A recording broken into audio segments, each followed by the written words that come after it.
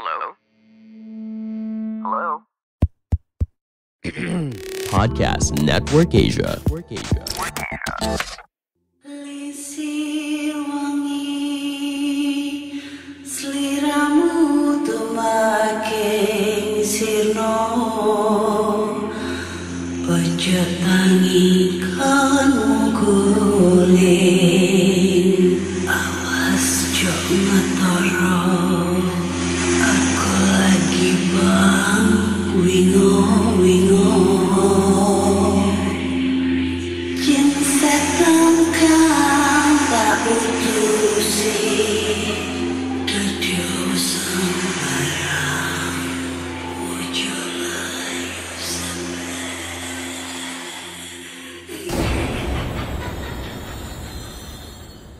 Hai Rek, iya apa kabare? Ketemu lagi dengan aku si Ana di podcast Kisah Horor.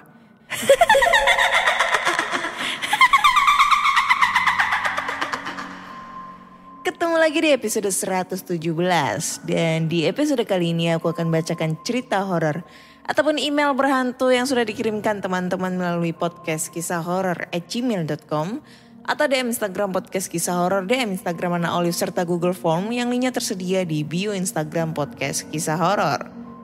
Gimana? Kalian udah ngedengerin gak episode 116? Nah itu episode kebetulan lagi wawancara sama temen konten kreator yang bernama channel YouTube-nya namanya Horny Channel yang menceritakan tentang pengalamannya dia nih waktu ngojol ketemu kuntilanak hitam. Gimana? Seru nggak? Serem apa enggak? Nah itu kebetulan juga lokasinya di Surabaya ya guys. Nah buat kalian nih yang pengen cerita-cerita bareng ya, record bareng, kalian bisa langsung DM aja ke podcast kisah horor ataupun DM di Instagram aku Ana Olive. Nanti bakal aku hubungin dan kita bakal cerita-cerita bareng nih. Karena di podcast kisah horor ada segmen baru yaitu wawancara bareng sama teman horor. Biar ceritanya itu lebih merasuk gitu loh kalau yang nyeritain itu narasumbernya sendiri atau mungkin yang mengalami horornya tersebut gitu. Dan langsung aja kita baca-bacakan email ya. Sebenarnya ini email udah mulai menipis ya stoknya. Jadi buat kalian yang punya pengalaman horor nih buru-buruan kirim email kalian karena stokku mulai menipis. Nggak ada cerita horor lagi anjir. Oke, langsung aja kita bacakan ceritanya. Dan cerita pertama datang dari email. Wanjay, panjang banget guys.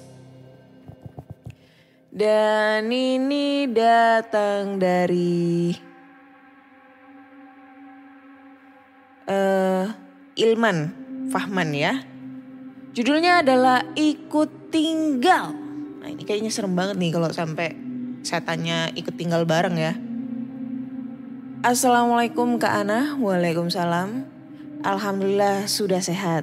Sudah tidak usah menjalani isoman. Isoman maksudnya ya, bukan isoma. Istirahat, makan, sholat. Jaga kesehatannya ya kak. Oke, thank you banget. Langsung ke cerita. Cerita ini adalah rumah kontrakan pertamaku dan istriku di Jakarta setelah pindah dari kota Sukabumi. Lokasinya menurutku cukup strategis di tengah kompleks. Dekat dengan danau yang selalu ramai tiap sorenya. Saat itu aku dan istriku memutuskan keluar dari rumah mertuaku yang berada di Cibubur dan mencoba tinggal di kontrakan. Lumayan lama juga aku numpang di rumah mertuaku, kurang lebih 2 tahunan. Pertama di rumah kontrakan tidak banyak keanehan yang terjadi di sana. Karena fokus ceritaku sebenarnya adalah pada kontrakanku berikutnya yang sangat angker. Tapi aku mau share sedikit kisah mistis di kontrakanku yang satu ini sebagai pembukaan. Aku mungkin dapat dikatakan sebagai orang yang paling sensitif dan berani di keluarga kecilku. Hawa ataupun wewangian aneh yang tidak dirasakan oleh istriku aku dapat merasakannya dengan amat jelas. Tapi hal gaib yang terjadi di rumah ini ternyata dapat dirasakan oleh istriku, kecuali mertuaku, ketika bermain ke kontrakanku. Karena istriku baru akan berada di rumah ketika malam sudah tiba karena pekerjaannya. Lokasi rumahku di dalam suatu kompleks perumahan di Jakarta Timur. Letak rumahku di paling pojok, Hook, yang sebelah kirinya adalah tanah kosong, dan di sebelah kirinya lagi ada tembok tinggi pembatas kompleks. Perumahanku dengan perumahan yang lain. Singkat cerita, setahun aku tinggal di sana, nyaman dan aman saja tanpa ada masalah ataupun kejadian aneh yang berarti. Hingga saat aku sudah menempati kontrakan itu cukup lama. Nampaknya penghuni di sana baru mulai berniat untuk iseng. Konon, ku dengar kompleks perumahanku dibangun di atas lahan pembangunan mayat pada zaman penjajahan Belanda dulu. Dari desas-desus yang ku dengar dari banyak tetangga, sudah banyak kisah penampakan tentara Belanda ataupun wanita Belanda dengan gaunnya yang mengembang itu. Cukup dengan rumor. Kini fokus kembali ke rumahku. Pada saat itu rumahku memiliki 2 lantai. Sedangkan rumahku di sekelilingku sama sekali tidak ada yang bertingkat 2. Aku tidak bermaksud sombong. Karena kisah mistis yang akan kuceritakan akan berhubungan dengan lantai atas rumahku. Jadi sebenarnya selama setahun belakangan ini kamar-kamar di lantai 2 rumahku tidak ada yang menempati. Di sana hanya terdapat balkon, ruang keluarga yang sangat luas, 2 buah kamar, satu adalah kamar tidur utama mertuaku kalau mereka menginap, dan satu lagi adalah kamar pembantu yang lebih kecil. Kamar pembantu ini akhirnya dijadikan gudang karena ibu mertuaku tidak pernah betah jika memiliki pembantu rumah tangga. Kamar mertuaku juga dibiarkan kosong karena mereka berdua ternyata tidak cukup berani untuk menempati kamar tersebut. Akhirnya mertuaku tidur di dalam satu kamar di lantai 1 bersama adik laki-laki istriku yang paling kecil. Saat itu ia masih balita. Jadilah lantai 2 rumahku selalu kosong setiap harinya selama setahun. Walau masih sering dijaga juga kebersihannya. Lampu juga terkadang tidak dinyalakan sama sekali ketika malam tiba. Lantai tersebut paling hanya digunakan ketika sedang banyak saudara yang datang berkunjung. Nah, yang aneh adalah karena tiap malam dari lantai 2 selalu terdengar bunyi yang sangat aneh. Bunyi aneh ini dapat didengar baik olehku dan istriku. Bunyinya terdengar seperti sofa yang sedang digeser. Sofa-sofa di lantai 2 sangatlah besar dan berat. Aku jamin, satu orang takkan kuat untuk mengangkatnya. Paling hanya dapat memindahkannya dengan cara menarik ataupun mendorong. Geseran tersebut akan menimbulkan getaran ke lantai bawah dan bunyi yang cukup terdengar jelas seperti kret karena gesekan antara kayu pada sofa dengan lantai keramik. Masalahnya, bunyi tersebut hanya muncul ketika malam sudah tiba, terutama ketika lampu sedang tidak dinyalakan dan tidak ada seorang pun di atas sana. Aku pernah mencoba untuk memastikannya pada suatu siang. Aku dan sepupu lelaki istriku kusuruh untuk menggeser salah satu sofa di lantai atas. Sementara aku mencoba untuk mendengarkan bunyi yang dihasilkannya dari lantai bawah. Dan bunyi itu benar-benar persis sama seperti yang selalu kami dengar tiap malam. Berapa kali kami memberitahukan hal ini pada orang tua. Mereka tidak pernah percaya. Akhirnya bunyi itu sudah menjadi hal biasa yang sudah tidak pernah kami hiraukan lagi.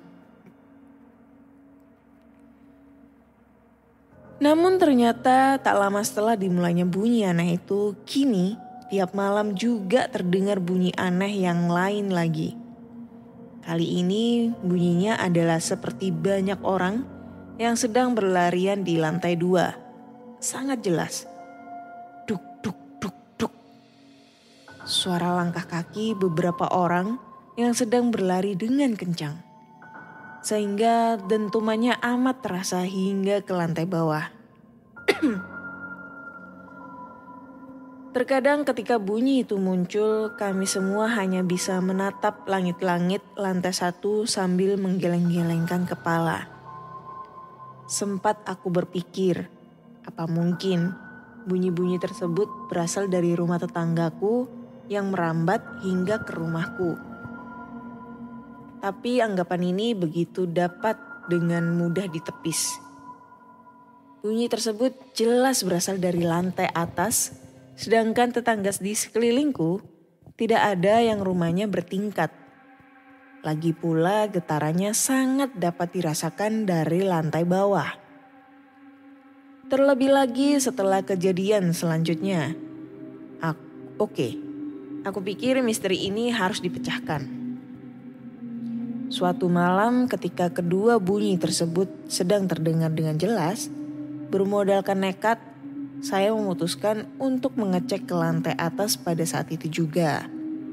Saya berjalan mengendap-endap menyusuri tangga, berharap ketika sampai di lantai atas kami akan menangkap basah orang ataupun makhluk yang menimbulkan bunyi aneh itu tiap malamnya. Setiap anak tangga yang saya naiki akan menambah jelas bunyi-bunyian tersebut di telingaku. Hampir sampai ke lantai atas. Baru saya sadari kalau ternyata lampu sedang tidak dinyalakan. Suasana di sana sangat gelap, pitch black. Tak nampak apapun yang dapat saya lihat saking gelapnya. Untungnya tombol untuk menyalakan lampu ada di dekat situ. Bunyi tersebut kini terdengar jelas di depanku. Bunyi sofa yang sedang diseret-seret sehingga lantainya bergetar.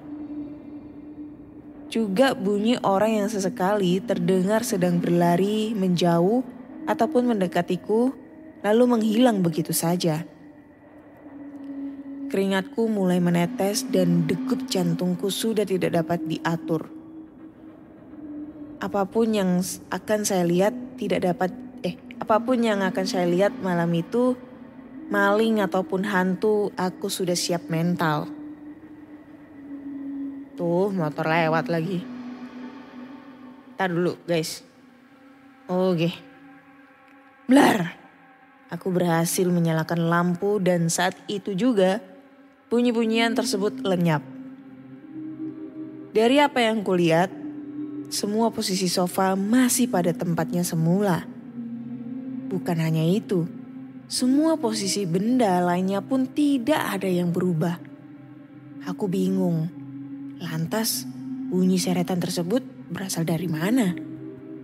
Dan kemana bunyi orang-orang yang berlarian tadi? Belum habis rasa bingungku. Tiba-tiba saya dikejutkan oleh bunyi gayung jatuh dari dalam kamar mandi di dalam ruang tidur mertuaku yang berada di lantai tersebut. Merinding ya. Kamar tersebut sudah hampir setahun tidak ditempati, walaupun di dalamnya sudah dilengkapi berbagai perabot. Kepalang tanggung, saya memutuskan untuk mengeceknya juga untuk menuntaskan rasa penasaran saya. Saat itu pintu kamar masih tertutup, walau tidak dikunci. Setelah saya buka dan lampu dinyalakan, tidak ada hal aneh yang saya lihat. Perhatian saya kembali tertuju pada kamar mandi asal bunyi yang sempat mengagetkan saya tadi. Perlahan saya mendekati kamar mandi yang masih gelap itu. Maling. Tidak mungkin ada manusia yang dapat menembus pintu ataupun tembok kamar tidur lalu bersembunyi di dalam kamar mandi. Pikirku saat itu. Dan benar saja, ketika lampu dinyalakan, saya hanya mendapati gayung yang tergeletak di lantai kamar mandi tanpa ada seorang pun atau apapun di sana. Karena misteri belum dipecahkan, saya memutuskan untuk kembali turun ke lantai bawah dengan membiarkan semua lampu menyala di lantai atas. Dan begitu saya kembali ke ruang tamu di bawah, bunyi-bunyian aneh di lantai atas tersebut kembali terdengar seperti biasa. Pikirku mungkin itu hantu anak-anak yang sedang bermain bersama teman-temannya karena ruang keluarga di atas sangat lapang sehingga bisa dijadikan tempat bermain kejar-kejaran untuk anak-anak. Berulang kali aku dan istriku berusaha untuk menangkap basah. Hal inilah yang selalu kami dapatkan hingga terkadang kami bosan dan berusaha Aduh, kok merinding. Dan berusaha untuk tidak menghiraukannya walau bunyi-bunyian tersebut sebenarnya cukup mengganggu. Apalagi ketika aku sedang bekerja menggunakan laptop di dalam kamar. Dan berkali-kali kami mengadukannya ke orang tua. Mereka tidak pernah percaya. Hingga akhirnya pada suatu malam ketika aku pulang ke rumah bersama ibu mertuaku dari rumah saudara, kami mendapati ayah mertuaku yang sedang duduk tertegun sendirian di ruang tamu dengan tatapan kosong. Begitu ditanya, ia tidak mau menjawab dan mengajak ibu mertuaku untuk masuk ke kamar serta menyuruh saya untuk segera tidur karena hari sudah mulai larut malam. Esok harinya pun saya masih belum tahu mengapa ayah mertuaku berperilaku aneh kemarin malam. Beberapa hari kemudian ibu mertuaku baru memberitahukan kejadian sebenarnya yang dialami ayah mertuaku pada malam itu. Katanya pada malam itu saat ayah sedang menonton TV sendirian di ruang tamu, ia mendengar bunyi-bunyian yang selama ini kami dengar. Ayahku ini sebenarnya penakut, namun ia ingin membuktikan perkataan menantunya dan anak perempuannya yang bukan lain ialah istriku selama ini yang tidak pernah ia percaya. Akhirnya ia pun menyusuri tangga, naik perlahan menuju lantai 2. Saat itu ayahku juga katanya lampu sedang tidak dinyalakan. Ayahku terus mendengar bunyi sofa yang diseret-seret dan orang berlari-larian ke sana kemari. Tiba-tiba ayahku berteriak ketika ada seseorang yang berteriak sangat keras tepat di depan kupingnya. Begitu kira-kira suara yang ia dengar saat itu. Panik. Ayahku mertuaku langsung segera menyalakan lampu dan sama seperti kami. Ia pun tidak mendapati apapun di sana saat itu. Bunyi-bunyian tadi juga seketika itu menghilang.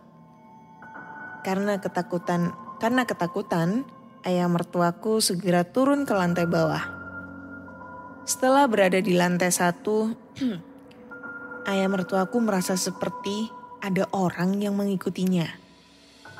Karenanya ketika sudah berada di samping tangga, ayah mertuaku menoleh ke arah tangga dan memastikan bahwa tidak ada apapun di sana. Anjir, merinding, sumpah gue merinding ini. Nyampe mana tadi? Namun akhirnya pandangan matanya tertahan pada anak tangga paling atas menuju lantai 2. Cukup lama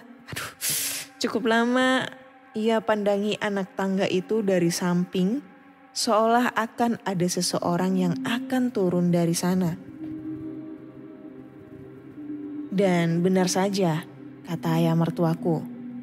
Saat cukup lama memperhatikan dan berniat untuk meninggalkan tempat itu, tiba-tiba muncul sebuah kaki berwarna pucat dari lantai atas dan berhenti menapak di anak tangga paling atas. Dalam keterkejutannya, ayah mertuaku hendak memeriksa siapa pemilik kaki itu. Dan ketika ia baru melangkahkan kakinya satu langkah kembali menuju tangga, nyalinya kembali diciutkan dengan munculnya kaki-kaki lain yang juga turun dari lantai atas dan berhenti menapak di anak tangga paling atas. Semuanya berwarna pucat. Dan akhirnya ayah mertuaku mengurungkan niatnya. Ia segera meninggalkan dapur tempat tangga itu berada. Sesaat sebelum meninggalkan area dapur, ayah mertuaku kembali menoleh ke anak tangga paling atas dan dilihatnya semua kaki tersebut kembali ditarik naik ke lantai atas dengan serentak. Nah, berkat kejadian tersebut akhirnya mertuaku, paling tidak ayah mertuaku, akhirnya bisa percaya pada perkataan kami selama ini. Selang beberapa bulan setelah kejadian tersebut, aku bertengkar hebat dengan keluarga saudara istriku yang juga menetap di kompleks itu dan ditonton banyak tetangga. Kejadian yang memalukan tersebut ditambah dengan suasana rumah yang memang mulai tidak nyaman, akhirnya membuat aku dan istriku semua memutuskan untuk pindah rumah untuk mencari suasana dan lingkungan baru yang lebih menenangkan.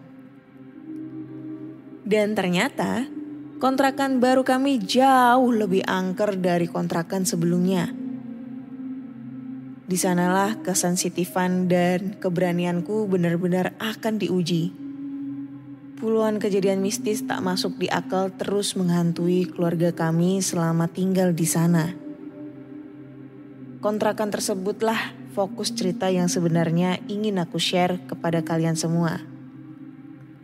Oh iya, setelah pindah kontrakan beberapa bulan, tak pernah sekalipun aku kembali ke kompleks itu untuk sekedar melihat kontrakan lamaku itu.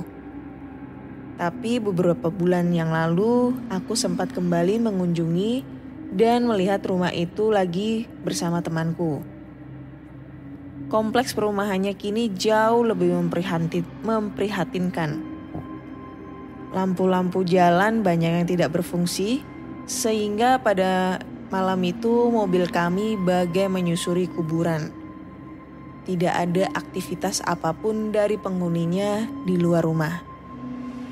Semua bagian jalan terlihat sepi dan kabarnya ku dengar belakangan ini kompleks tersebut sedang digemparkan dengan seringnya kemunculan kuntilanak yang iseng hinggap dari satu pohon ke pohon lainnya dan mengerjai orang yang lewat pada malam hari. Kalau lagi pindah pohon dengan terbang, katanya suara ketawa Miss K ini kenceng banget sehingga bisa didengar cukup banyak orang. Sudah banyak pengaduan petugas ronda yang dikerjai ataupun sekedar ditertawakan Miss K ini dari atas pohon yang tentunya langsung membuat mereka lari terbirit-birit. Kabar ini kudapat dari saudara istriku yang masih tinggal di kompleks itu. Tapi bukan dari keluarga saudara yang bertengkar hebat dengan keluarga itu ya. Ntar dulu. Dulu waktu keluarga kecilku masih tinggal di kompleks itu, di sana ada 5 keluarga lainnya dari saudara istriku yang menetap, berdekatan juga di sana. Tapi sekarang tinggal 2 keluarga saja. Oke, kembali ke cerita. Di kontrakan keduaku, ketika pertama kali menempati rumah kontrakan tersebut, istriku melihat sebuah kain putih lusuh yang tercampur lumpur. Dia sempat berkata, "Kain kuntilanak kah ini? Kuntilanak ganti baju di kamar ini?" Di hari kedua peristiwa ganjil pun mulai terasa. Kami kerap mendengar suara orang yang sedang mandi. Aku pun berbicara kepada istriku kala itu. Orang itu mandi seolah tak pernah mandi. Suara gayung saat mengambil air terdengar begitu keras, tetapi setiap kali dicek, kamar mandi pasti kering. Ketika aku sedang bekerja, istriku ketakutan ketika sendirian di rumah. Istriku tersebut menelponku yang tengah berada di kantor. Istriku mendengar suara orang mandi. Setelah suara orang mandi itu hilang, ia pun memberanikan diri untuk memeriksa ke kamar mandi. Alangkah terkejutnya ketika ia melihat semua sikat gigi berada di lubang toilet. Lebih mengejutkan lagi, terdapat banyak lumpur yang tercecer di lantai. Ia pun bergegas membersihkan toilet dan mengunci diri di kamar. Saat aku pulang kerja dan memeriksa makanan, aku mengatakan bahwa nasi yang dimasak sudah basi. Istriku pun panik dan heran karena ia baru saja memasak nasi tersebut. Melihat banyak kejadian aneh, aku pun kemudian berdiri di tengah rumah dan mengumandangkan azan. Tiba-tiba ada suara ikut azan. Wajir lah. Aduh. Oke, ntar dulu. Tenang. Ayo, ini masih panjang ceritanya. Suara itu datang dari kamar mandi yang jelas-jelas kosong. Menurutku, suara yang menirukan azan ini seperti bercanda karena diselingi dengan tertawa. Setelah itu aku segera masuk ke kamar mandi tersebut dan menyalakan lampu. Anehnya dalam kamar mandi tersebut tidak ada apa-apa selain bau bangkai. Aku menggumam di dalam kamar mandi tersebut. Kafir. Aku pun keluar dari kamar mandi dan langsung menelpon ibuku yang berada di kota Sukabumi. Aku menceritakan kejadian aneh yang berada di kontrakanku ini. Ibuku memberitahuku, kamu azan lagi aja di ruang tengah. Yakin, minta pertolongan sama Allah, ibu doakan ditampakkan jinnya. Ibu doakan dari sini. Kalau jin itu menampakkan diri, kamu tunjuk, kamu baca ayat kursi 3 kali, terus bilang, syaiton nirojim. Aku pun mengiyakan nasihat ibuku. Aku pun langsung azan kembali dan tidak lama aku pun melihat sesosok manusia kurus kering, tinggi, botak, dan bau seperti kakek-kakek. Setelah itu aku pun langsung menunjuk sosok itu dan langsung mempraktekkan apa yang ibuku perintah. Setelah hari itu kulewati, alhamdulillah aku hidup dengan damai. Sampai aku dan istriku mempunyai seorang anak dan pindah kembali ke kota Sukabumi, kampung halamanku. Hingga aku bekerja di sebuah coffee shop. Tapi di situ pula aku mengalami hal-hal janggal. Sudah aku kirimkan ceritaku di episode 57, episode 98, dan 107. Terima kasih Kak Ana sudah menceritakan ceritaku. Maaf kalau kepanjangan, kurang serem juga. Sehat selalu Kak Ana. Sukses terus podcast kisah horor. Saya akan mengirimkan cerita horor ketika istri saya masih menjadi mahasiswi di kampus UI. Wassalamualaikum warahmatullahi wabarakatuh. Waalaikumsalam warahmatullahi wabarakatuh. Apa? Episode 57, 98, 107. Wah, penasaran. Karena terlalu banyak ini episodenya, jadi saya penasaran itu episode saya yang mana ya? 107 itu tentang apa anjir? Teror gaib ketika prakerin. Siapa sih ini tadi yang ngirim email? Ilman. Ini bukan si Cumen. Aduh. Cuman ini lagi dan lagi dia itu banyak banget ceritanya ya guys. Cuman ini udah banyak banget ngirim cerita ke podcast kisah horor ya. Iya. Dan gue nggak tahu kalau dia udah nikah cuy. Saya kira belum nih. Dan ceritanya ini emang serem-serem ya. Terlagi ini cerita yang barusan aku baca itu kalau jujur ya kalau cerita dia pindah di kontrakan yang kedua ini agak kurang serem menurutku, kurang. Tapi yang cerita pertamanya itu yang di kontrakannya pertama ini ya, yang cerita yang baru aku bacain ini sumpah jujur serem banget. Ya istilahnya dari sisi ceritanya itu ada yang pernah aku alamin cuy di rumah ini, di rumahku ini ya. Walaupun mungkin tidak ditampakkan sosoknya atau mungkin diganggu kayak suara kursi-kursi diseret atau apapun ya. Karena aku menempati lantai 2 itu sendirian gitu loh. Kan kalau orang tuaku kan di bawah. Dan dari kesamaan ceritanya itu ya itu tadi. Kayak suara orang ngelangkah gitu loh. Kayak orang lari-lari gitu kan kedengeran banget gitu loh. Walaupun gak dari lantai 2 itu kedengeran nyampe kamarku itu. Dan posisinya ada di depan. Itu kayak ya keramik lah. Kalau keramik kita hentak-hentak kan kedengeran banget gitu. Terus apalagi ya? Ya itulah pokoknya.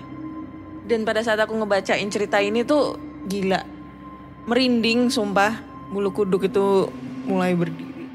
Terus sesekali itu noleh ke belakang ya. Karena ini posisinya aku duduknya ini ngebelakangin pintu. Dan pintunya aku buka separuh karena kan kucingku kan lagi tidur di luar. Jadi kan kasihan gitu kalau aku tutup pintunya. Dan posisinya kamarku itu pas banget kalau pintunya dibuka. Itu ngadep kamar mandi dan kamar mandiku posisinya pintunya kebuka. Itu kayak apa ya, setiap aku baca ini cerita. Itu sesekali itu aku noleh ke belakang dan berasa banget kalau ada yang ini ya, yang ngintai kita gitu loh dari belakang. Gila sumpah ini serem banget ceritanya anjir. Tak bisa berkata apa-apa ini, panjang banget juga ini ceritanya. Sampai 30 menitan cuy. Thank you ya cuman ya Allah, cerita lu keren-keren abis sumpah deh. Gue sampai bingung nih mau bikin judul apa ini. Kalau teror rumah kontrakan udah pernah kepake. Masa iya teror rumah kontrakan 2? Kan beda ceritanya cuy. Oke, thank you cuman. Ditunggu next ya cerita dari istrinya. Pasti itu keren banget. Hai, mudah-mudahan hari ini mood kamu lagi baik ya. Apalagi kalau hari ini kamu seneng banget karena baru punya adik atau keponakan baru. Cek langsung deh kebutuhan serba ada, flash sale 3 kali seminggu, dan cashback sampai dengan 100.000 spesial untuk ibu dan bayi di Tokopedia Parents. Gunain langsung aja link yang ada di deskripsi box aku sambil belanja, sambil dengerin podcastku. Dadah! Oke, lanjut ke cerita berikutnya ya. Oke nih. Cerita berikutnya dari mana ya? Cerita terakhir ya kayaknya nih ya. Karena cerita pertama dari cuman panjang banget guys.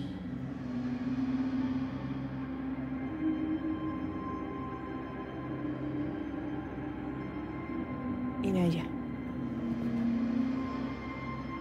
Oh ini dulu, ini. Bukan deh. Ini udah, ini aja deh. Salam dari Bangka Selatan, Kak Ana. Kali ini aku mau bercerita. Dan kisah ini sudah terjadi sekitar 20 tahunan yang lalu. Di mana Pak D yang punya cerita ini sekarang sudah berpulang. Innalillahi wa inna ilaihi raji'un. Ini kisah saat dia pulang berkebun. Sialnya Pak D pulang udah agak kesorean. Bisa dibilang surup bahasa Jawanya atau udah petang ya. Tapi tiba-tiba jalan yang dilalui Pak D ini berubah menjadi hari petang yang sepi. Bahkan bisa dibayangkan gak ada pejalan atau pemotor seorang pun. Padahal baru hampir maghrib. Jadi Pak D pun bingung dengan suasana desa yang begitu. Ya bisa dibilang creepy. Dalam keadaan ini ia pun turun dari sepedanya dan melihat sekeliling rumah-rumah yang ia lihat kenapa sepi, gelap dan terkesan kumuh dan reot. Pak D terus berjalan. Dia bingung apakah dia kesasar. Tapi dia ingat ini jalan arah pulang. Sampai dia bertemu seorang gadis muda yang sedang melamun di teras rumahnya.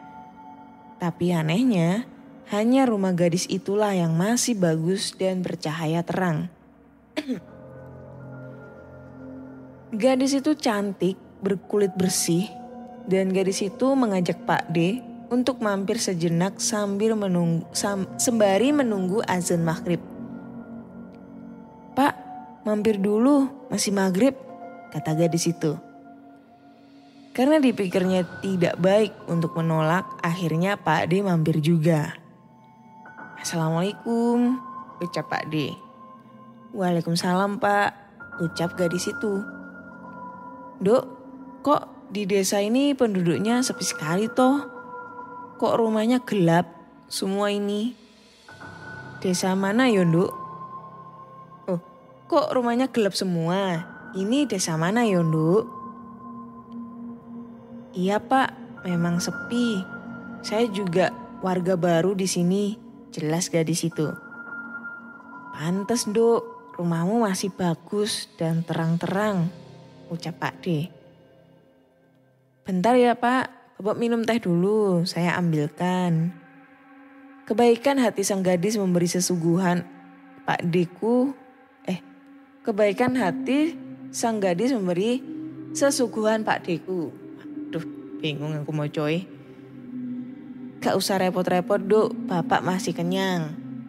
"Gak apa-apa Pak, cuma suguhan saja." "Silakan Pak, ini tehnya. Ini kue mendut. Ini lambang sari. Ini ada tempe goreng sama bakwan." Gadis mempersilakan Pak D-ku menikmatinya. "Ya ampun Dok, kok banyak banget?" "Iya gak apa-apa Pak, silakan. Tapi pesan saya Pak, jangan makan tempe gorengnya ya Pak." "Loh, lah kenapa toh Dok?" Pak D heran. "Maaf Pak, itu barang hasil berhutang." Adekku pun tersenyum lalu berkata, "Ya ndak apa-apa toh Dok, hutang juga pasti dibayar." "Iya Pak, tapi pesan saya lebih baik makan yang lain saja," ujar gadis itu sambil menunduk sedih. Lepas azan maghrib, Pak D berpamitan. Dan gadis itu pun berpesan, "Pak, hati-hati di jalan." Melajulah sepeda Pak D menuju jalanan kampung. Dan tiba-tiba dia teringat barangnya tertinggal. Yaitu topi caping milik Pak D. Dan akhirnya Pak D putar balik. Anehnya, keadaan kembali seperti semula. Jalan ramai, rumah-rumah juga terang berlampu. Tapi Pak D aneh sendiri. Ketika dia mencari rumah-rumah gerinik yang seolah kampung tanpa penghuni itu sudah tidak ada. Tapi gak begitu jauh dia melihat pemakaman umum. Dia melihat dari kejauhan dengan cahaya bulan. Dia melihat topi capingnya berada di atas papan batu nisan di sebuah makam yang baru dan masih segar. Pak D terdiam dan dia berpikir sejenak, lalu menghela nafas. Ternyata dia tadi bersilaturahmi ke alam gaib, di mana semua makam yang lama ibarat rumah yang sudah gubuk reot dan gelap bak tak berpenghuni. Dan makam gadis itu makam yang baru beberapa hari dikebumikan bak rumah yang baru dibangun dengan lampu yang terang. Pak Deku teringat akan pesan dari arwah gadis tadi. Pak, tempe gorengnya jangan dimakan, itu hasil ngutang. Pak D sampai menghela nafas panjang. Mungkin arwah itu sedikit menyampaikan pesan. Jika ada siapa saja yang meninggal, tidak boleh diberikan hasil berhutang untuk sedekahan, karena akan memberatkan sang ahli kubur atau almarhum. Akhirnya Pak Dekku memberanikan untuk mengambil topi capingnya tadi. Aku yang diceritain aja ngeri. Selang beberapa meter pulang, Pak D ketabrak motor. Tapi alhamdulillahnya Pak D masih selamat. Hanya saja patah tulang. Terima kasih Kak Ana sudah diceritakan cerita aku. Ngantuk banget sebenarnya, pengen bobo. Dadah ya Kak, lain kali aku pasti bakal cerita-cerita lagi. Lu mau bobo curhat? Ya saya juga mau bobo dong. Ini udah malam. Lu kate gue cerita-cerita gini jam berapa? Jam 12 malam mulainya ini ya. Tak iya. Loh kok jadi bahasa Madura? Gimana sih? Ini kan bahasa Jawa. Oke, thank you banget buat ceritanya guys. Ini ya cerita zaman dulu ya. Berarti kalau 20 tahun yang lalu sekitar tahun berapa ya? Kalau 10 tahun yang lalu itu 2001. Enggak dong. 2009. Berapa sih? Ntar dulu, gue merasa jadi goblok tiba-tiba masalah hitung-hitungan ya. Jadi kita hitung memakai kalkulator saja. Jadi kalau 2021 dikurangi 20 berarti tahun 2001 guys. Ya 2001 tuh masih era-era milenial ya. Jadi ya masih era 90 ke 2000 tuh masih ada gitu loh. Era 90-an ke 2000 tuh masih ada gitu. Terus emang ini serem banget sih kalau misalnya kita pas lagi jalan terus ketemu lokasi yang kayak gini tuh serem banget gitu.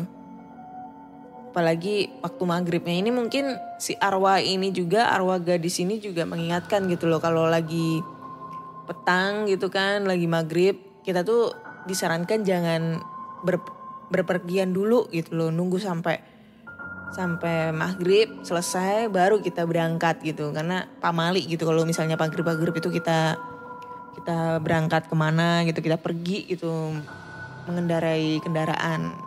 Ya bisa jadi nanti terjadi sesuatu hal yang tidak diinginkan di jalan. Oke guys, kayaknya cukup 2 cerita dulu yang aku bacakan ya, karena di cerita pertama itu panjang ceritanya ya. Ceritanya si Cumen itu panjang banget dan emang ceritanya itu serem-serem banget. Lalu di endingnya juga cerita kedua ini juga lumayan serem. Ini juga bisa menjadi pesan moral kalau pulang kalau waktu maghrib jangan kemana-mana, ibaratnya kayak gitu ya.